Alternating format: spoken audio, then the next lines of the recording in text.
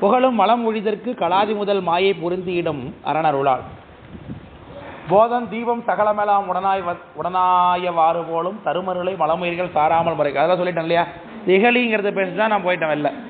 இகலினா சண்டைன்னு அர்த்தம். அப்போ இகலி வரும் இவை உணரில் இருள் வெளியாம் தன்மை ரெண்டு மாறி மாறி நடக்குது. சண்டை போடுறது மாதிரி என்ன, இருளாகவும் வெளியாகவும் இருளாகவும் வெளியாகவும் உயிருக்கு அனுபவம் நிகழ்ந்து கொண்டிருக்கும் தினைக்கும் இல்லையா. எதை நம்ம என்னன்னு சொல்லுகிறோம், சகலாவத்தை என்று சொல்லுகிறோம். அவன் தானே, இது இருள் வெளியாம் தன்மை தானே. இப்போ என்ன வெளி, இப்போ வெளித்தன்மையில் இருக்கிறோம். நைட்டு தூங்கும்போது இருள் தன்மைக்கு போயிடுறோம். அது இருள் வெளியாம் தன்மை. எய்தும் வகை தன் செய்தி இலங்கும். இப்படி அது உயிர் இருள் வெளியாக ஆகும்படியாக முதல்ல கொடுப்பது எதுனாக்க, இலங்கும் விந்து பகர்வரிய உணர்வாகி ஒளியாய் உள்ள பான்மையினால் ஒரு நாதம் படரும் தானே என்று விந்து அப்படிங்கிற உயிர் கிரியை செய்வதற்கும் அதற்கு மேலே காரணமாக நாதம் என்கின்ற தத்துவமும் உண்டாகும். இதுதான் அதில் விஷயம். நாதத்துவம் உண்டாகுதுன்றார், அவ்வளோதான். நாதம் எப்படி உண்டாகுது இப்போ கொடுத்தா நம்ம ஏற்கனவே சித்தியாரில் படிச்சிருக்கோம். அதனால் அதில் சொல்லப்படாத விஷயங்கள் தான் அதில் பேசப்படும். அதனால் இங்கே நாதம் உண்டாகுதுன்னு நேரடியாக சொல்லிட்டாரு. அடுத்தது நாதம் உண்டாயிட்டுன்னா அடுத்து என்ன உண்டாகும்,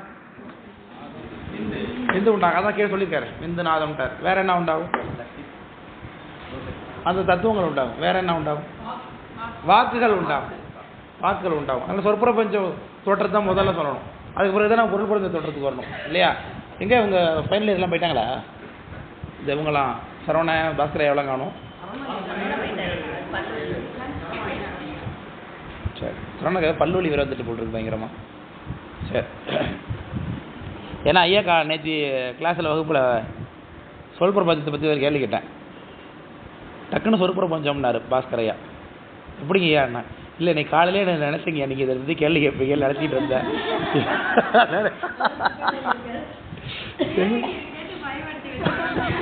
காலையில் அவர் நினச்சிருக்காரு பாருங்க. அவர் இல்லை இது காலையில் இல்லை காலையில் நினச்சிக்கல, எதுவும் சொற்பிரபஞ்சத்தை பற்றி இல்லை ஏதோ ஒரு கேள்வி கேட்பார்ல, என் படத்தில் டெலிபதி சொல்லுது உடனே ஓட்டை எடுத்து படிச்சுட்டு வந்துட்டாங்க ஆகுறாரு.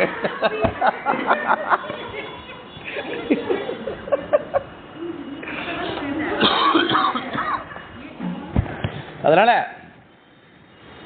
இது வந்த பின்னும் காக்காதது. இது வருமுன் காப்போம், வரும்பொழுது காப்போம், வந்த பின் காப்போம்ல, அது வந்த பின்னும் காக்காது. அதில் வந்தடைந்து பின்னமாய் வண்ணங்கள் தோற்றம் வருமடைவு பட ஒடுக்கி மயிலண்ட சலநேர் சிந்தைதனில் உணர்வாகும் பைசந்தி உயிரில் சேர்ந்து வரும் அவைமருவும் உரு எவையும்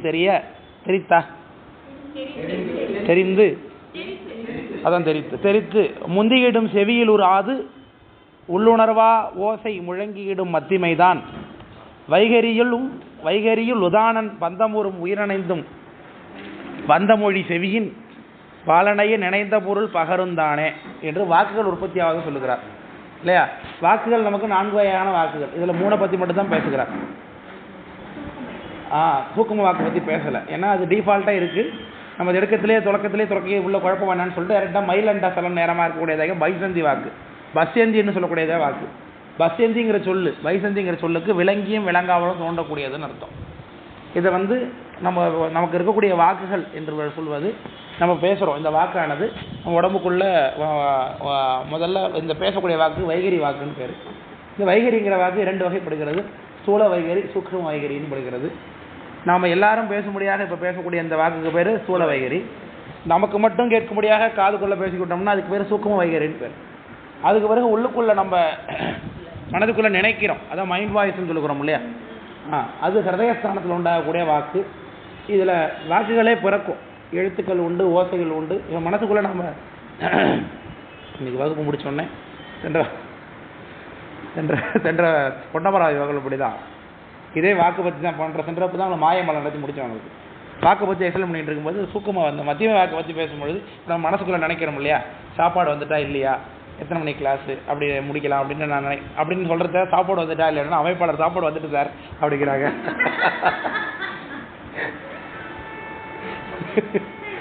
வேற ஒரு நகைச்சுவை ஆடுதாங்க. அது மனசுக்குள்ளே நினைக்கிறோம். இப்போ கிளாஸ் முடிச்சுட்டு உடனே வீட்டுக்கு போகணும், கீழே வண்டி எடுக்கணும், பார்க் பண்ணியிருக்கோம், திரும்பி அந்த பொருள் பர்ச்சேஸ் பண்ணிட்டு போகணும், அப்படிலாம் மனசுக்குள்ளே நினைக்கிறோம் இல்லையா. அதெல்லாம் சொல்லுதான், சொல்கோர்வை தானே. வெளியில் கேட்கல, நமக்கு கேட்குதா இல்லையா, அது நமக்குள்ளே கேட்டு தானே அதை அனுபவம் பண்ணுக்கிறோம், நம்ம பேசுகிறோம் என்பது. அதான் மைண்ட் வாய்ஸ், மைண்ட் வாய்ஸ். அது குறையாது, கவலைப்படாதீங்க.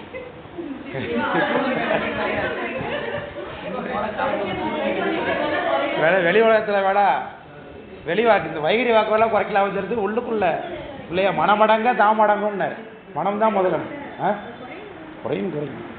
அதுதான் மௌனம்னாலே அதுதானே முதல்ல. நினைக்காம இருக்க முடியாது, தாட்டு ஓடுறத நிறுத்த முடியாது. அதுதான் மௌனம். மௌன விரதம்னா அதுதான் இல்லை இல்லையா. இதில் நீ மௌனம் ஜீன்ஸ் படத்தை வந்தோம்ல, மௌன விரதம் நீ மௌனம் இல்லையே.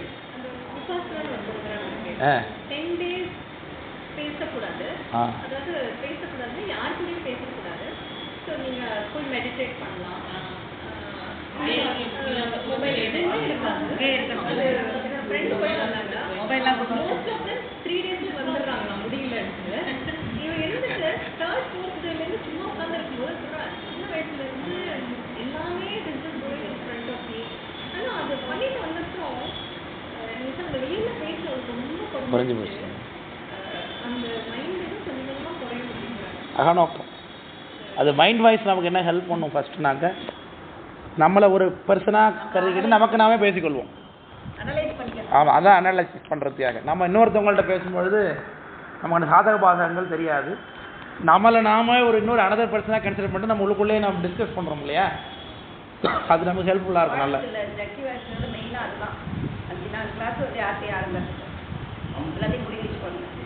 சும்மா இரு சொல்லார அப்படின்னாரு. அதை சொன்னேன்,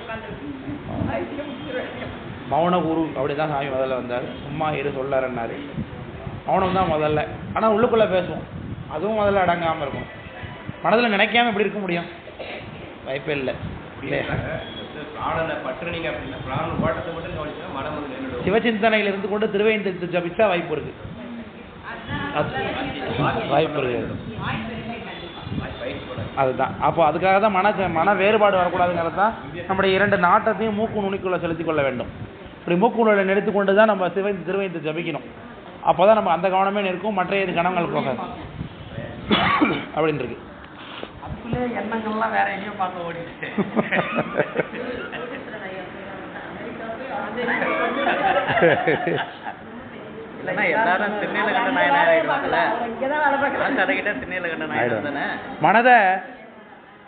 மனத்தினும் கடிதுன்னர்.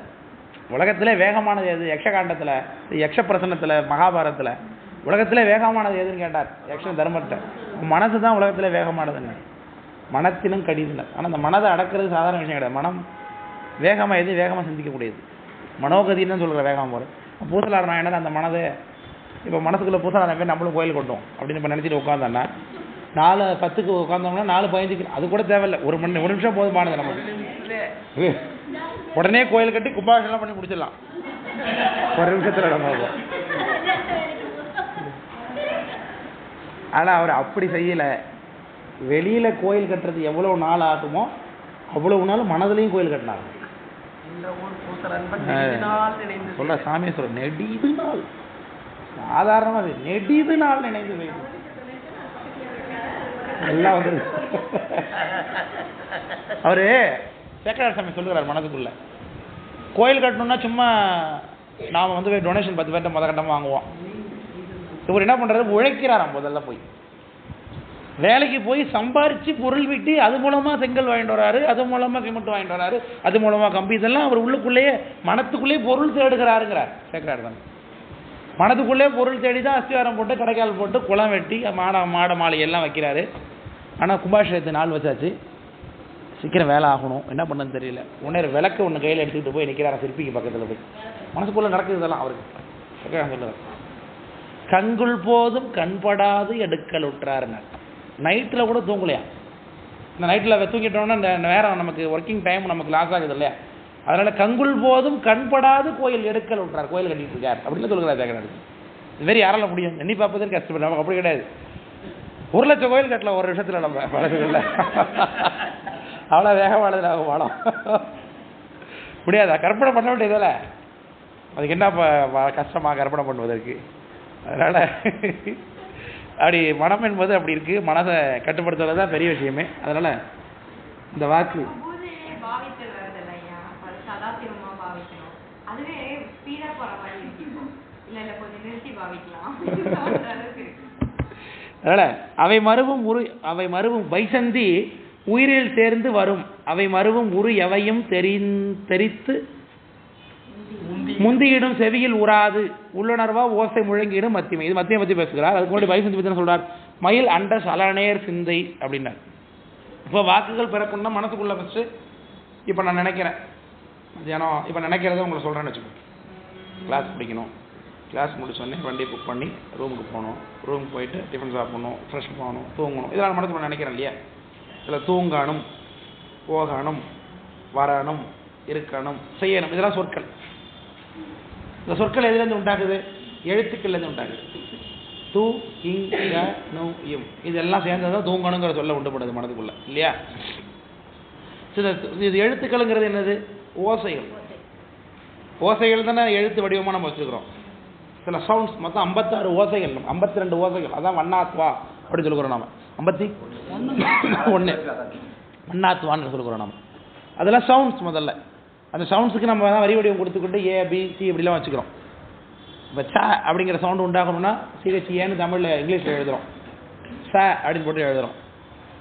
இப்போ சான்னு எழுதினாலும் நமக்கு சேன்னு எழுதினாலும் நம்ம ஒன்றா தான் படிப்போம் இப்போ இல்லையா? இப்போ நம்ம வந்து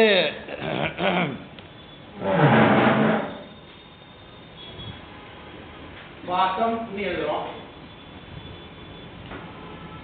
கச்சம்னு எழுதுகிறோம். இது என்னது? பசம். இது கச்சம். இங்க ச சவுண்ட் வருது, இங்க ச சவுண்ட் வருது. இப்போ ஓசை தான் இங்க முக்கியம். ஓசைக்கு நாம தான் சொல்லுக்கு ஏத்தாப்புல மாத்தம் பண்ணிக்கிறோம். ஆனால் எழுத்து ஒன்றா தான் இருக்கு. அப்போ எழுத்துக்கள் எல்லாம் எதை குறிக்குது? ஓசையை தான் குறிக்குது. அப்போ முதல்ல ஓசை என்பது உள்ளுக்குள்ள இருக்கு. அப்புறம் ஓசைகள் சேர்ந்து ஓசைக்கு வரி வடிவம் கொடுத்தா எழுத்துக்கள் உண்டாகும். எழுத்துக்கள் சேர்ந்ததுன்னா சொற்கள் ஆகும். சொற்கள் சேர்ந்ததுன்னா நினைவு, வாக்குகள் பிறக்கும். இதுதான் நம்ம வழக்கம். இப்போ அகரம், ஆகாரம், இகரம், ஈகாரம் இந்த மாதிரியான எழுத்துக்கள் எல்லாம் இருக்கு. உண்டாவதற்கு நிலைக்கள் என்னது? ஆனால் இப்போ நேரடியாக எழுத்துக்களா இல்லை. மத்தியமை வாக்கில் ஹிருதயஸ்தானத்தில் எழுத்துக்கள் நேரடியாக தோன்றி வார்த்தைகளை தோற்றுவிப்பது மாதிரி அங்கே இருக்கு. ஆனால் கீழே நாபிஸ்தானத்தில் இருக்கக்கூடிய அந்த பைசந்தி வாக்கில் இவையெல்லாம் உண்டாவதற்குரிய நிலைக்கலன்கள் இருக்கு.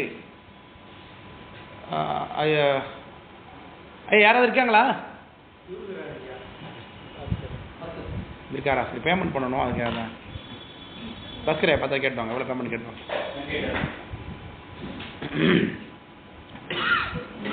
அப்படி மயில் அண்ட சல நேர்னார்.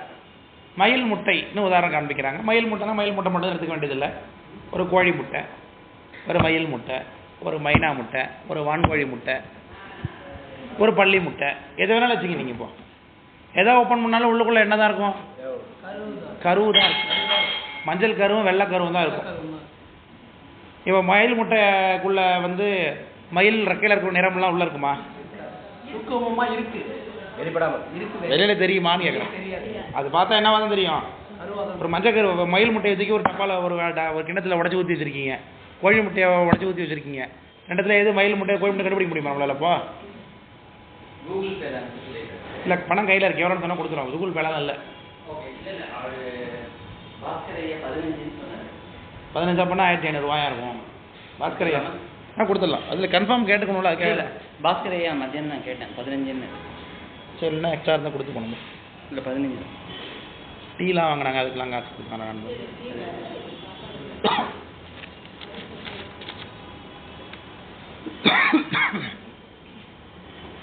அதனால் அந்த முட்டைக்குள்ள பார்த்தோம்னா வெள்ளைக்கரு மட்டும்தான், மஞ்சக்கரு மட்டும்தான் இருக்குது. ஆனால் அதனுடைய கூறுகள் நம்ம குரோமோசாம் டேட்டான்னு சொல்லுவோம். அதை டேட்டாஸ்ன்னு சொல்லுவாங்க. அதை நம்மளுடைய அது என்ன, அது டிபார்ட்மெண்ட். அது இந்த சுத்திகாசன் கூட படிக்குமே அந்த 7ஆம் அறிவு படத்தில். இல்லை இல்லை, அது டிபார்ட்மெண்ட். அது அந்த படிப்புக்கு ஒரு பேர். நான் நியூமராலஜி இல்லை, அந்த மரபணுவியல். அதுக்கு என்ன இங்கிலீஷ்லன்னு தெரியல, மறந்து போயிட்டேன். அதான் மரபணுவியல் தான் அந்த படிப்பு. அதெல்லாம் கூறுகள். அந்த படிப்புக்கு ஒரு பேர், டிபார்ட்மெண்ட். Genetic science. அது ஜெனடிக் சயின்ஸில் தான் அதை பற்றி டீட்டெயில் சொல்லுகிறோம். இப்போ நம்மளுடைய ஒவ்வொரு அணுக்களுக்குள்ளேயும் நம்ம உடம்புல உள்ள டீட்டெயில்ஸ், நம்ம பரம்பரையோட டீட்டெயில்ஸ், செய்திகள் உள்ளே இருக்குது.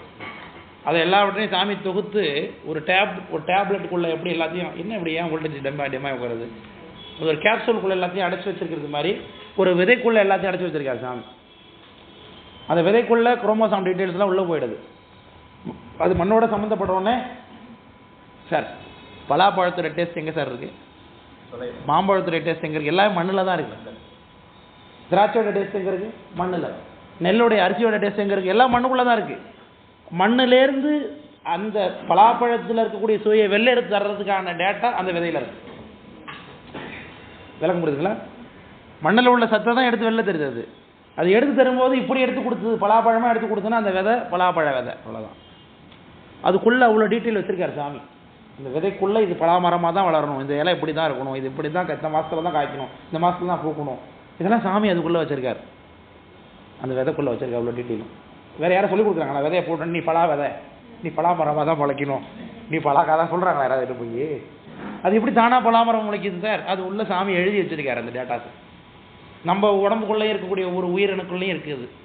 நாம் ஒரு உயிரணுவை கடத்தி ஒரு புது சந்ததியை உண்டு பண்ணும்பொழுது நம்ம உடம்புல நம்மளுடைய குணநலன்கள் என்ன, நம்மளுடைய பேச்சு என்ன, வாட்டம் என்ன, பழக்க வழக்கம் என்ன, அதெல்லாம் அதில் கடந்து சாமி அதில் எழுதி வச்சுருக்காரு. அதுதான் அடுத்த உயிராக பரிணமித்து அந்த குணநலங்களோட வெளில வருகிறது. அது மாதிரி மயிலுடைய இறக்கையில் உள்ள வண்ணங்கள் எல்லாம் அந்த முட்டைக்குள்ளே இருக்குது, சூக்ஷமாக இருக்குது. பின்னாடி தூளமாக இருக்கும்போது வெளிப்படும். ஆனால் சூக்ஷமாக இருக்கும்போது தெரியுதா? தெரியல. ஆனால் இல்லையா? அதுக்காக இருக்குது. அப்போ வாக்குகள் எப்படி இதயஸ்தானத்தில், அது மத்தியம வாக்கில் எப்படி வாக்குகள் தோன்றுகிறதோ, தோன்றுவதற்கு நிலைக்கலனாக அந்த பைசந்தி வாக்கு இருக்குது. அப்போ விளங்கி தோன்றாமலும் இருக்கக்கூடிய தன்மை, அதுதான் பைசந்தி வாக்கு. அதுக்கு மேலே மத்தியம வாக்குலேருந்து மேலே புறப்பட்டு இந்த உதாரணம், இந்த கண்ட காற்றோடு சேர்ந்து இந்த நாக்கு, இந்த வாய்ப்பகுதியெல்லாம் அசைஞ்சதுன்னா வைகிரி வாக்கு உண்டாகும். அதான் அந்த பாட்டுடைய கருத்து. அவை மறுவும் உரு எவையும் தெரித்து முந்தியிடும் செவியில் உறாது. செவியில் உறாது. மத்தியம வாக்குங்கிறது செவியில் கேட்காது, மனசுக்குள்ளேயே தான் கேட்கும். மனசுக்குள்ளே இப்போ பேசுறது நமக்கு பாருங்கள், அதுக்குள்ளே நம்ம பேசுகிறோம், மனசுக்குள்ளே பேசுகிறோம் அப்படிங்கிறது நமக்கு கேட்குது, ஆனால் நம்ம காதாலே கேட்கல. அதை இது என்ன, இதே நம்மளால் புரிஞ்சுக்கொள்ள பாருங்கப்பா. நம்ம ஒரு மனசுக்குள்ள மைண்ட் வாய்ஸை நம்ம பண்ணிக்கிறோம். நம்ம என்ன பேசுகிறோங்கிறது நமக்கு கேட்டு தானே புரிஞ்சுக்கிறோம் அதை. ஆனால் செவி அதில் பார்ட்டிசிபேட் பண்ணவே இல்லை. ஆனாலும் உள்ளுக்குள்ளே நமக்கு பேச்சு நடந்து கொண்டிருக்கு இல்லை. இதனால தான் வாக்குங்கிறது தனி விஷயம் அப்படிங்கிறது ஆகமம் தனியாக சொல்லுகிறது. இவ்வளோ டீட்டெயிலாக ஆகமங்கள்லாம் தான் சொல்லப்பட்டிருக்கு அது விஷயத்தை பற்றி. இல்லைன்னா இந்த தத்துவத்தில் இன்னொரு தத்துவத்தை சேர்த்து விட்டா தெரியாதா? யாரும் கேட்க போகிறோம், நம்ம விளக்கமாக எழுத தெரியாதா? அது தனி பிரபஞ்சம்னு வச்சுருக்காங்க பாருங்க. எப்படி அது யார் செயல்படுத்துகிறா? யார் செயல்படுத்துகிறா வாக்குகளை? பரசிவம் தான் செயல்படுத்துகிறா. அனாதி பரதி நாத தத்துவத்திலேருந்து தானே வாக்குகள் செயல்படுகிறது. அதனால் நாத தத்துவத்தை யார் செயல்படுத்துகிறா? நமக்கும் பரசிவத்துக்கு நேரடி தொடர்பாக இருக்கக்கூடிய ஒரே விஷயம் என்னதுதான்? நம்ம வாக்கு தான். மற்றதெல்லாம் சீகண்டருத்தரோட தொடர்பில் இருப்போம். நம்ம பரசிவத்துக்கு மட்டும் நேரடியாக நம்ம வாக்கோட தொடர்புட்டுருவோம். அதனால் வாக்கு ரொம்ப தெளிவாக சரியாக பயன்படுத்த வேண்டியது. அல்ல முழங்கீடு மத்திமை தான் வைகரியில் உதானன் பந்தமுறும் உயிரணைந்து. பந்தமுறும் உயிரணைந்துன்னா உதாரணத்தில் சேர்ந்து உயிரும் சேர்ந்து வந்தமொழி செவியின் பாலனைய, செவியில படும்படியாக நினைந்த பொருள் பகருந்தானே. நினைச்சதை வெளியில் சொல்லுவது என்னது? வாக்கு. இதுதான் 3 வகை வாக்குகளுக்கான பாட்டு. அடுத்து 39வது பாட்டு பார்ப்போமா?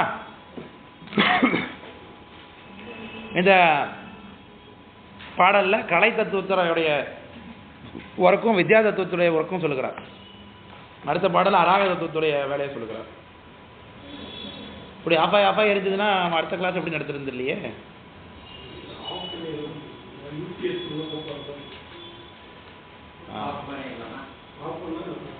ஆஃப் பண்ணுங்க. இல்லை கே மோட்டார்லாம் ஓடுறாப்புல தெரியுது. எப்படி ஏன் அப்படி அமுந்தது இல்லை?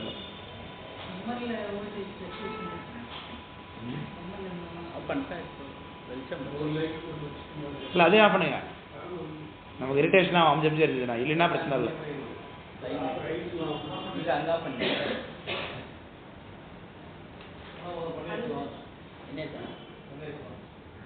அந்த சுவிட்ச் வெளில தாங்க இருக்கு. எல்லாத்தையும் ஆஃப் பண்ணிடுங்க.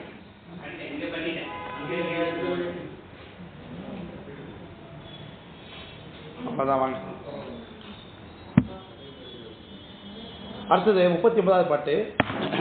இத்தகைமை இறை அருளால் உயிர் அறியும் அறிவுக்கு ஈடாக வாடாதே ஈரிரண்டின் உரைத்த வித்தை முதல் ஐவரால் விலங்கு ஞானம் மேவியிடும் என உரைப்பர். அசுத்தமாயை வைத்த கலைதான் மூலமலம் சிறிதே நீக்கி மறுவும் வகை தெரிவிக்கும் வாயில்களின் பயனை புத்தி தர வித்தையிடை நின்று அறிவை உயிர்க்கு பொருந்தியிடும் வகை உணரும் புனித சக்தி உணர்ந்தே. அதெல்லாம் பாட்டு வகை புணரும் புனித சக்தி உணர்ந்தே. சரி, இத்தகைமை இறையருளால் உயிர் அறியும். இப்படித்தான் இப்ப கீழே சொன்னாலே வாக்கு முதலான விஷயங்கள் இது வரைக்கும் சொன்ன பாடல்கள் மூலமாக உயிரானது இறைவனுடைய அருளாலே அறியும். சரிதானே? இப்போ அறிவுக்கு ஈடாக வாடாதே ஈரரெண்டின் உரைத்த ஈரரெண்டுன்னு உரைத்ததாகி கீழே சொல்லப்பட்டதாக 2 4 வகை வாக்கு அதோட துணை கொண்டு வித்தை முதல் ஐவரால் விளங்கு ஞானம். வித்தை முதல் ஐவரால் விளங்கு ஞானம்னா சுத்த வித்தை முதலாக இருக்கக்கூடியதாகி ஐவரால் வழங்கக்கூடிய ஞானம். சுத்த வித்தை, காரியமாயை, காலம், நியதி, அப்புறம் இருக்கா கலை இருக்கா. அதான் அஸ்த மேவியிடும் ஐவரால் விளங்கு ஞானம் மேவியிடும். இதுக்கு பிறகுதான் அந்த ஐவரால் இருக்கக்கூடிய ஞானம் விளங்கும். உரைப்பது அசுத்தமாயை, உரைப்பது அஸ்தமாயில தான் இந்த தத்துவம் உண்டாகுது. அதான் சொல்லுகிறார். அதை வைத்த கலைதான் மூலமலம் சிறிதே நீக்கி. இப்ப கலையினுடைய வேலை என்னங்கிற சொல்கிறார். கலை என்ன பண்ணும்? மூலமலமாகி ஆணவ மலத்தை சிறிது நிற்கும். கரண்ட் சப்ளை வந்துட்டு நினைக்கிறேன். போட்டு பாருங்க, லைட் போட்டு பாருங்க, ஃபேனை போடுங்க, ஃபேனை மட்டும் தான் போடுங்க. அதை ஃப்ளக்சுவேட் ஆகிட்டு இந்த டிவி கூட இது நல்லா பண்ணிக்குது.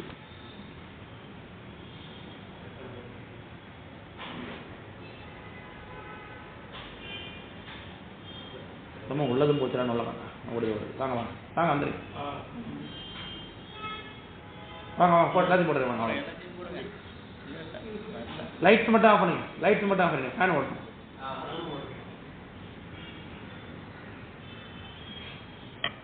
இங்கேயும் என்ன போட்டுங்க ஃபேனு. அதனால ஏன்னா உரைப்பர் அசுத்தமாயை வைத்த கலைதான் மூலமூலம் சிறிதே நீக்கி. கலை தத்துவத்தினுடைய வேலை என்ன? உயிருக்கு கிரியாசக்தியை தூண்டுவிப்பது. அதனால கொஞ்சம் ஆணவ மலம் நீங்க ஆரம்பிக்குது. ஏன்னா ஆணவ மலத்துடைய அடிப்படை வேலை என்ன? உயிருடைய அறிவு இச்சை செயலை மறைத்து வைத்திருப்பது தான். அப்போ அறிவு இச்சை செயலில் முதல்ல செயல் உண்டாகுது. கோடீஸ்வரனை ஒரு நாள் கேட்டார், ஏன் சார் முதல்ல செயல் உண்டாகணும், கொண்டப்படணும், அறிவு தானே கொண்டப்படணும்னா முதல்ல எபிலிட்டி ஒர்க் பண்ணுறதுக்குரிய எபிலிட்டி முதல்ல இருக்கணும். அதுக்கு பிறகு அவன் என்ன வேலை செய்ய போகிறாங்கிறது அப்புறம் தான் தீர்மானிக்கப்படணும்.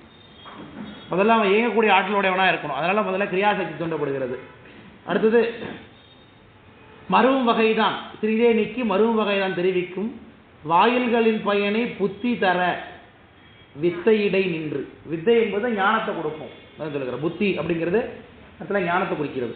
வித்தையிடை நின்று அறிவை உயிர்க்கு பொருந்தியிடும் வகை புணரும் புனித சக்தி உணர்ந்து. இப்படித்தான் உயிர் அங்க அறிவையும் தனக்குள்ள ஞானத்தையும் தனக்குரிய கிரியாசக்தியையும் தூண்டி வைத்துக் கொள்கிறது என்பது இந்த பாடலுடைய கருத்து. அப்ப அடுத்தது யாரை பத்தி பேசணும்? அராக தத்துவம் என்ன? அராக தத்துவத்தை பத்தி பேசணும். அதான் பாட்டு 40வது பாட்டு.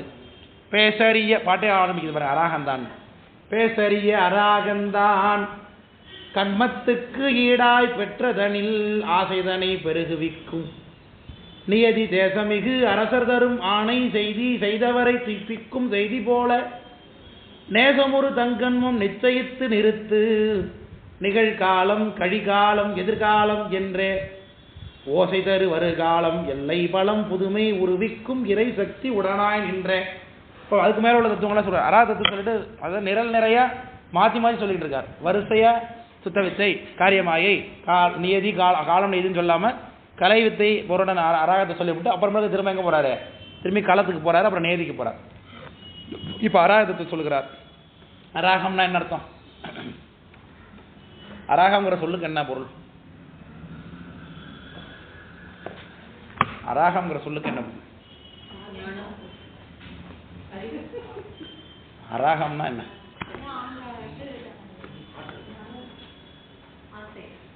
ஆசை. Very good. அராகம்னா அராகம்னாலே விருப்பம்னு அர்த்தம்.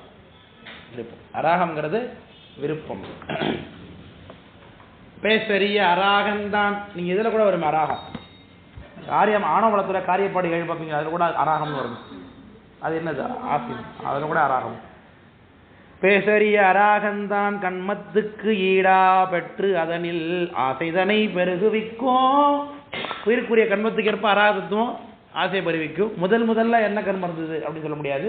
முதல்ல தனக்கு கொடுத்துருக்கக்கூடிய விருப்பக்கூடிய தன்மையை வைத்துக்கொண்டு அது விருப்பப்படும். எதை விரும்புகிறதுன்னு தெரியாது. தன்னிட்ட இருக்கக்கூடிய மூலகன்மத்தை வைத்துக்கொண்டு உயிர் ஒரு விருப்பத்தை படும். என்ன விருப்பத்தை படுகிறதோ அதுக்கு மாதிரி முதல் பிறவிக்கிறது. ஆசைதனை பெருகுவிக்கும் நியதி.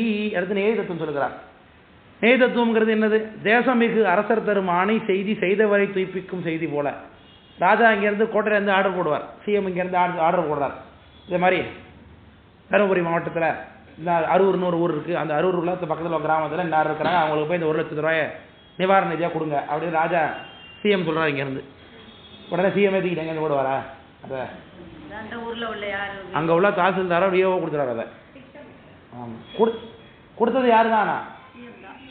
சிஎம் தான். அப்போ அரசனுடைய ஆணை எப்படி சரியான இடத்துல சென்று சேர்க்கிறதோ அதுபோல நாம் செய்த கண்மும் அவரவர் செய்த கண்மும் அவரவர் சென்று பொருந்தக்கூடிய நியதி. அதான் சொல்லுகிறேன் நியதி தத்துவம். அதேதான் உங்களுக்கு நடத்தாது எதுவுமே கிடையாது. இன்னைக்கு பண்றது எல்லாமே ரீகால் தான். நியதி தேசமிகு அரசர் தரும் ஆணை செய்தி செய்தவரை துய்ப்பிக்கும் செய்தி போல நேசமொரு தங்கன்மோ நிச்சயித்து நிறுத்தும். அவங்கவுங்க கண்மோ அவங்கவுங்களுக்கு உரியதாக நிச்சயித்து நிறுத்துவது அந்த கண்மம். அடுத்தது நிகழ்காலம் கழிகாலம் எதிர்காலம் என்ற அப்ப கால தத்துவத்தை பத்தி பேசுகிறார் இல்லையா? நிகழ்காலம் கழிகாலம்னா பாஸ்ட், எதிர்காலம்னா ஃபியூச்சர், நிகழ்காலம்னா பிரசன்ட். இது மூணுத்தையும் சொல்லுகிறார். நிகழ்காலம் கழிகாலம் எதிர்காலம் என்றே ஓசை தரு வருங்காலம் எல்லை பலம் புதுமை. இப்படியாக ஓசை தருன்னா காலம் என்று சொல்லப்படக்கூடியதாக அந்த ஓசைன்னு சொல்லுகிறார். அது என்னது? எல்லை பலம் புதுமை என்று சொல்லுகிறார். அதனால் எல்லை பலம் புதுமை. எல்லைனா எல்லைங்கிறது என்னது? ஒரு லிமிட், ஒரு பவுண்டரி இல்லையா? அப்போ முடிஞ்சு போனது அது இல்லையா? அதுதான் நமக்கு என்னது இங்க இறந்த காலம். பலம்ங்கிறது நம்ம கையில் இருக்கு இப்போ, அப்போ நிகழ்காலம். புதுமைங்கிறது இனி வரக்கூடியது, அது எதிர்காலம். இது மூன்றுமாக நிற்பது காலம். இது என்ன சொல்லலாம்? பூத பௌஷ்ய வர்த்தமானன்னு சொல்லுவாங்க. அது பூத பௌஷ்ய வர்த்தமானன். அப்போ வருங்காலம் எல்லை வளம் புதுமை உருவிக்கும் இறை சக்தி உடனாயின் ஒன்று. எப்படியாக இறை சக்தி அந்தந்த வித்யாதத்துவங்களை தோற்றுவிக்கிறது என்று சொல்லுகிறார். அடுத்து புரட தத்துவத்தை பற்றி பேசுகிறார். புரட தத்துவம் அப்படிங்கிறது தான் மிச்சம் இருக்குது இல்லப்பா. புரட தத்துவம்னா என்னன்னு பேசுகிறார். ஐவகையால் ஒரு பயன்கள் நுகர வருங்காலம் அது புருட தத்துவம் என்று அறிந்திடுவோர் அறிந்தோர்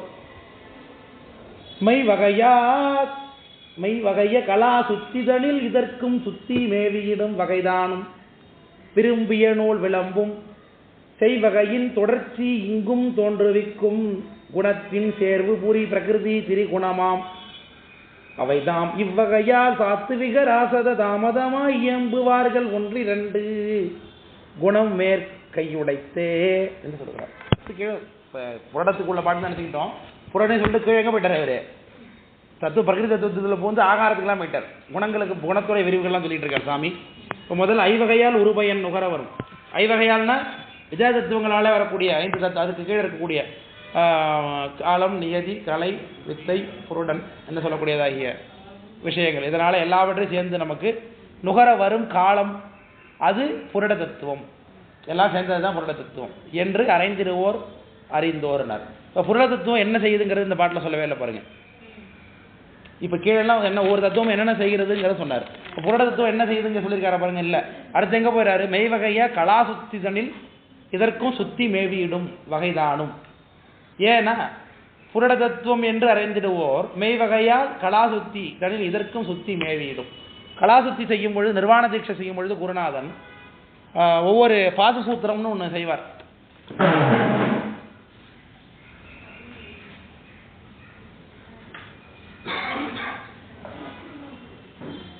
இதை பற்றி நம்ம என்ன டீட்டெயிலாக அடுத்த வகுப்புல பார்ப்போம். அதனால பாசசூத்திரம் பற்றி உங்களுக்கு நடத்தி கொடுத்துருக்கேண்ணா. நிர்வாண தீட்சை பாசசூத்திரம் இது உங்களுக்கு தனிப்பட்ட முறை நடத்திருக்கேன். நீங்கள் இப்போ தான் ஃபர்ஸ்ட் அந்த கிளாஸ் அனுபவிக்கிறீங்க இல்லையா? உங்களுக்கு என்ன பால்? சித்தியார். சித்தியார். சித்தியார் உங்களுக்கு இல்ல சித்தியார் நடத்தும்போது நான் வந்து அந்த நிர்மாண விஷயம் சொல்லிருக்கீங்க அம்மா வச்சிருக்காங்க ஐயா சொல்லிருக்கீங்க டீச்சர் பத்தி படம் போட்டு சொல்லிருக்கீங்க புத்தகம் போட்டு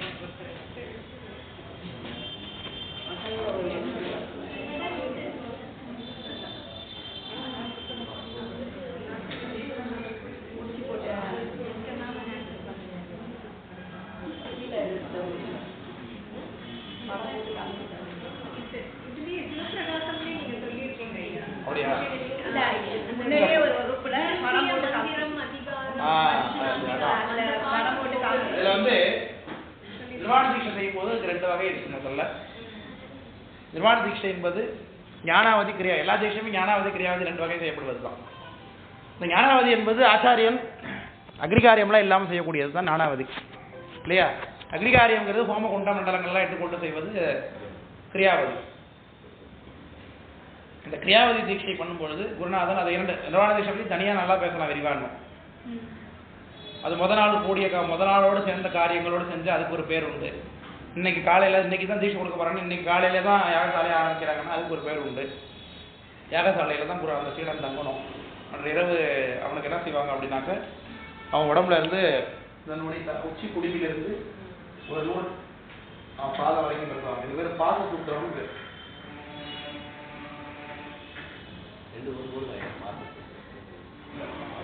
சூத்திரங்கிறது கயிறு, பாசங்கிறது மலம். இந்த கயிறுக்கிற பாசம் இல்லை, பாச சூத்திரம்னு இருக்கு. மலத்தை அதில் ஆவாகனம் பண்ணிடுவாங்க. இந்த உடம்புல இருக்கக்கூடிய உயிரில் இருக்கக்கூடிய ஆணவ மலம் இருக்கு இல்லையா? ஆணவ மலத்துடைய கூறுகளாக நமக்கு மாயா மலம் இருக்குது இல்லையா? இப்போ மாயையே நீக்கணும் உடம்புல இருந்து இல்லையா? மாயை என்பது நமக்கு 6 அத்வாக்களாக இருக்குது. ஷடத்துவான்னு பேரு. இந்த 6 அத்வாக்கிறது என்னது? மந்திரம், பதம், மன்னம், அப்புறம் தத்துவம், கலைத்துவம், போனம் அப்படி இருக்கு இல்லையா? இதை மொத்தம் 5 கலையாக பிரிப்பாங்க. நிவிருத்தி, பிரதிஷ்டா, வித்யா, சாந்தி, சாந்தி தீபம். கீழிருந்து நிவிருத்தி, பிரதிஷ்டா, வித்யா, சாந்தி, சாந்தி தீபம்னு 5 வகையாக பிரிப்பாங்க. இப்போ நிவிருத்தி கலையில மீதி உள்ள இருக்கக்கூடிய அத்வாக்கள்ல மந்திராத்வா எத்தனை அதெல்லாம் எடுத்தது ஆவாகனம் பண்ணுவாங்க. மதாத்வா எத்தனை அதெல்லாம் எடுத்தது ஆவாகனம் பண்ணுவாங்க. அப்புறம் வண்ணாத்வா சொன்ன மந்திராத்வா, வண்ணாத்வா, பதாத்வா 3 இதில் ஆவாகனம் பண்ணுவாங்க. அப்புறம் மந்திரம், பதம், வண்ணம், புவனம். இந்த நிவர்த்திகளை தத்துவத்துக்குள்ள இருக்கக்கூடிய புவனங்கள் எதுவோ மண் தத்துவத்திலேருந்து ஒவ்வொரு புவனத்திலிருந்து ஆவாகனம் பண்ணுவாங்க. அப்புறம் வேற என்ன இருக்கணும்? தத்துவங்கள் 36 தத்துவங்கள் எதுலேருந்து எது வரைக்கும் உள்ள தத்துவமோ அது ஆவாகனம் பண்ணுவாங்க. அதே மாதிரி ஒவ்வொரு 5 கலையாக குறித்து 36 தத்துவம் 6 அத்வாக்கள் இதில் ஆவாகனம் பண்ணுவாங்க. இப்போ அவருடைய மலத்தெல்லாம் எடுத்து குருநாதர் என்ன பண்ணியிருக்காரு? இந்த நூல்ல ஒன்று சேர்த்துட்டார் எல்லாத்தையும். இதை குருநாதர் குரூர ஜாதி குரூர ஜாத கோடி மந்திரங்களால் செய்ய வேண்டும் என்று சொல்லி. நம்ம கோடி மந்திரம் 7 இருக்கு இல்லையா? சப்த கோடி மந்திரங்கள் இருக்கு இல்லையா? அதில் ஹும்பட் அப்படிங்கிற மந்திரங்கள்லாம் வர குரூர ஜாதி மந்திரம்னு சொல்லப்படும். கூர்மையான பொருட்கள். ஒரு பொருளை நம்ம பிரிக்கணும்னா எதாவது கொண்டு பிரிப்போம். கூர்மையான பொருளான இப்போ நகத்தை தேங்காய் இது உரிக்கிறோம். தேங்காய் இல்லை, நான் சாத்துக்குடி பழம் உரிக்கிறோம்னா நகத்தை விட்டு தானே கிழிக்கிறீங்க. தேங்காய் உரிக்கணும்னா கையால் உரிக்க முடியுமா? அருவாளால் கொத்தி புழக்கணும். அப்போ கூர்மையான பொருட்களால் ஒரு பொருள்லேருந்து இன்னொரு பொருளை பிரிக்கணும். அப்போ குரூர ஜாதி மந்திரங்களாகி அந்த மந்திரங்களை பிரயோகம் பண்ணி அவனுடைய உடம்புல இருக்கக்கூடிய சீடனுடைய உடம்புல இருக்கக்கூடிய அந்த உயிரில் இருக்கக்கூடிய அந்த பாச விஷயங்களை ஷடத்துவாக்களையும் நூலில் ஆவாகனம் பண்ணிடுவார். இதுதான் பாச சூத்திரம்னு பேர். இதை ஆவாகனம் பண்ணி இதை கழட்டி ஹோமத்துக்குள்ள சாணத்துக்குள்ள வச்சு ஹோமம் பண்ணிடுவார். இதன் மூலமா என்ன ஆகுது? இந்த பாசங்கள் எல்லாம் உடம்புலேருந்து நீங்கிட்டதாக நமக்கு இதுதான் நிர்வாண தீட்சைக்குரிய விஷயம். இதை கிரியாவதி. இது நிர்வாண இதில் ஞானாவதியில் குருநாதர் திருவடி சுட்டி செஞ்சிருவார். இத்தனை வேலையும் திருவடி சுட்டுவதன் மூலமாகவே நடந்து விடுகிறது. சரி, நிர்வாண தீட்சை ஆகிட்டுன்னா முக்தி பட விட்டது தானே? ஏன் இருக்காங்கன்னா அதிலே வகை உண்டு. லோக தர்மணி, சிவதர்மணின்னு சொல்லப்படுகிறது. அதில் அவருடைய பக்குவத்துக்கு ஏற்ப மந்ததரம் தீவிரத்துக்கு ஏற்ப நிர்வாண தீட்சை செய்த மந்தத்திலே முக்திக்கு போனவங்க போயிடுவாங்க. இல்லை இங்கே இருக்கிறாங்க அப்படின்னாக்க அதுலேருந்து என்ன தெரியுது நமக்குப்பா? நிர்வாண தீட்சை ஆனவங்க இங்கே இருக்காங்கன்னா அவங்க என்ன அர்த்தம்? அதுக்கு பக்குவம் இல்லைன்னு அர்த்தம். அதான் சத்திய நிர்வாண தீட்சை, அசத்திய நிர்வாண தீட்சை. கொடுத்த உடனே முத்திக்கு போயிடுறாங்க. பெத்தான் சாமான் மாதிரி. பெத்தான் சாமானுக்கு உமாவிஸ்வராச்சாரிய தீட்சை பண்ண உடனே அவர் முத்திக்கு போயிட்டார். முள்ளிச்செடிக்கு தீட்சை பண்ண உடனே முத்திக்கு போயிட்டார். ஆனால் மற்றவங்களுக்கு நிர்வாண தீட்சை வாங்கினவங்க, இப்போ எனக்கே அடியனுக்கு நிர்வாண தீட்சை ஆயிருக்கு, இப்போ இங்கே தான் உட்காந்துருக்கேன் நான். அப்போ என்ன அர்த்தம்ப்பா? தீவிரத்தர பக்குவம் இல்லைன்னு அர்த்தம். அதை தெரிஞ்சுப்போம். மற்றதில் எந்த பக்கம் இருக்குன்னு நான் உங்கள்கிட்ட சொல்ல விரும்பலாம்ப்பா. தீவிரத்தரம் இருந்ததுன்னா நான் போயிருப்பேன் இல்லையா? அது இல்லைங்கிறத விட நமக்கு தெளிவுப்போம். இல்லை மந்தம், மந்ததரம், தீவிரம், இது மூணுத்தில் ஏதோ ஒன்று இருக்குன்னு அர்த்தம். அவ்வளோதான். சரிதானே? தீவிரத்தரம் இல்லை. தீவிரத்தரம் இருந்ததுன்னா நமக்கு சாமி திருவடி அடைஞ்சிருப்பாங்க. இதுதான் விஷயம். இப்படி சுத்தி பண்ணுறாங்க இல்லையா? இதில் எல்லா தத்துவங்களும் வேலை செய்யுது. தனித்தனி ஒர்க் கொடுத்துருக்காங்க. ஆனால் புருட தத்துவம் ஏதாவது வேலை செய்கிறாரா? ஆனால் புருடன் தான் தனியாக சொல்லுகிறோம். ஆனால் புருட தத்துவத்துக்கு தனி சுத்தி சொல்லப்பட்டிருக்கு. புருடனையும் இதில் ஆவாகனம் பண்ணணும். புருடன் என்கின்ற அதையும் இந்த சூத்திரத்தில் ஆவாகனம் பண்ணுறதுனால அவருக்கு தனி சுத்தி. அதான் சொல்லுகிறார் இங்கே. மெய்வகையால் கலாசுத்தி தனில் இதற்கு சுத்தி மேவியிடும். புருட தத்துவத்தை தனியாக சுத்தி செய்து சேர்க்கணும் அதில். அதுதான் சொல்லுகிறார். மேவியிடும் வகைதானும் விரும்பிய நூல் விளம்பும். அதான் ஆகமம் சொல்லுகிறது. செய்வகையின் தொடர்ச்சி இங்கும் தோன்றுவிக்கும் குணத்தின் சேர்வு புரி பிரகிருதி திரிகுணமாம். அடுத்தது குணம் தத்துவம் உண்டாகுது. குணம் இஸ் நத்திங் பட் என்னது? குணம்னா என்னது? குணம்னா என்ன? ஐ மீன் சித்தம். அது சித்தத்துல தான் குணம் உண்டாகுது. சித்தம்னா என்னது? பிரகிருதி. மூல பிரகிருதி தான் நமக்கு என்னது? சித்தமாக இருக்குது. அப்படியே விட்டுட்டோம்னா மூல பிரகிருதி. கட்டத்தில் போட்டு தத்துவமாக என்னன்னா அது சித்தம்னு பேர் இல்லையா? அப்போ தொடர்ச்சி எங்கும் தோன்றுவிக்கும் குணத்தின் சேர்வு புரி பிரகிருதி திரிகுணமாம். பிரகிருதியிலேருந்து சித்தம் உண்டாகும், சித்தத்திலேருந்து குணம் உண்டாகும்னு சொன்னோம். குணம் அப்போ குணசரீரம் உண்டாகுது உயிருக்கு இல்லையா? அந்த அட்டவணையில் பார்த்தா உங்களுக்கு புரியும். குணசரீரம் உண்டாகுது. கலையிலேருந்து எடுக்கிற மூலப்பொருள் தானே சித்தம். இப்போ பிரகிருதி திரிகுணமாம் அவைதாம் இவ்வகையால் சாத்துவிக ராசத தாமதமாக இயம்புவார்கள். அப்போ இப்போ சித்தத்தில் உண்டாகக்கூடிய 3 வகை குணத்தை என்னன்னு சொல்லுவான்? சாத்விக ராசத தாமதம்னு சொல்லி 3ஆக சொல்வார்கள். இயம்புவார்கள். 1-2 குணம் மேற்கை உடைத்து. இது ரெண்டும் ஒன்றுக்கு ஒன்று மிங்கிலாகி மேலே இருக்கும். இப்போ அவருக்கு சாத்விக குணம் மட்டும் இருக்க முடியாது. ராஜச குணம் இருக்கும். அதே சமயத்தில் ராஜச சாத்விகம், ராஜச தாமசம், ராஜசம் குணம் உண்டாகும். தாமச குணத்தில் தாமச ராஜசம், தாமச சாத்விக, தாமச தாமசம். இன்னொன்று என்னது? சாத்விகம். சாத்விக ராஜசம், சாத்விக தாமசம், சாத்விகம். இப்படி குணங்கள் ஒன்றுக்கு ஒன்று மிங்கலாகுது. அதில் 9 வந்துடும் குணம். 3 × 3 என்னது? 9.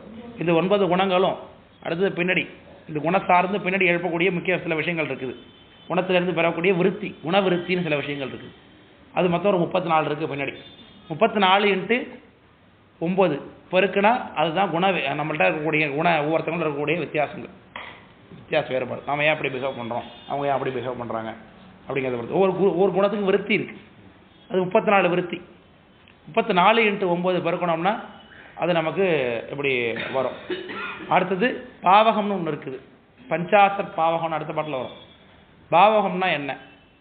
அதுதான் சொல்லுகிறார். அளவிலா பாவகத்தால் அமுக்குண்டு இங்கு அறிவின்றி விளைவு ஒன்றும் அறியாது இலங்கிய நாய் கிடைப்பேனுக்கு. அதான பாட்டு கண்டபத்தில் வருது இல்லையா திருவாசகத்தில். அந்த பாவகம் அப்படின்னா என்ன? மணிவாசக பெருமான் திருவாசகம் முற்றுவதல் பண்ணுறவங்க அத்தனை பேரும் பாவகம்னு பாடியிருப்பாங்க. பாவகனா என்னன்னு கேட்டால் தெரியாது. அது சிவபிரகாசம் படித்தா தான் தெரியும். முக்கியமாக அடுத்த பாட்டு 42வது பாட்டு. அது என்ன பாட்டுங்கிறது அடுத்த உங்களை பார்ப்போம். போயிட்டோம்.